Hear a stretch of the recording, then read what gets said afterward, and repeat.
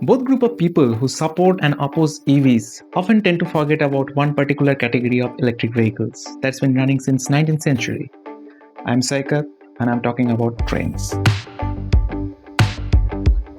When the efficiency and power of electric drivetrains are questioned in a debate and the word Tesla is thrown around a lot, usually both parties forget to bring up the subject of trains, which is a shame, as it could hammer the point right through diesel being the most powerful thing arguments throat.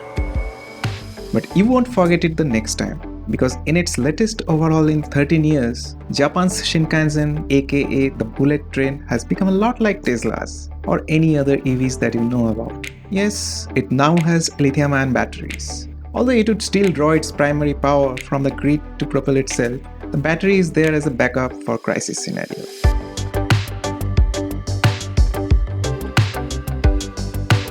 How many times you've heard Tesla going bankrupt? I would say since its inception. And Tesla's been there since even before the last Great Recession. Yep, I know, you are old. And now, during this financial shootstorm, when all other automakers are down by up to 30%, Tesla is actually up by 13.5%. And the Wall Street got turned on, the stock price shot up, and Tesla became the world's most valuable automaker in terms of its market capitalization. So Australia, the only developed country that doesn't have any EV incentives, is finally doing something about their EV policy. At last, some good news. Wait, no? They're gonna put tax on EVs? The logic?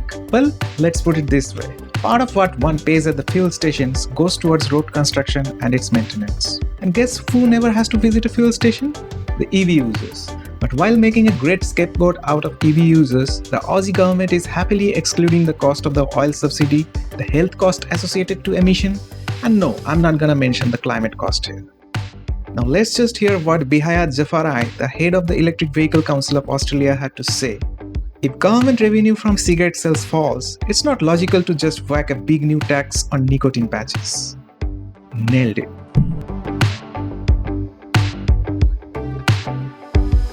There is a saying amongst the anti-renewable group, and it goes like, what did you do when the sun doesn't shine and wind doesn't blow? Well, there are two answers to that question.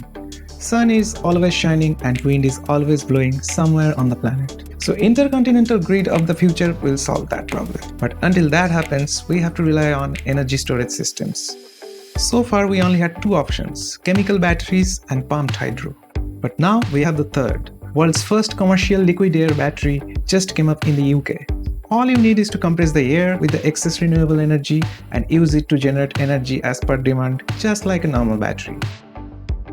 It's closed loop, scalable, and has about 60% efficiency. Pretty sure we will see a bunch of these popping up around the world in the coming years. That's all for this time. See you in the next one. Stay amused.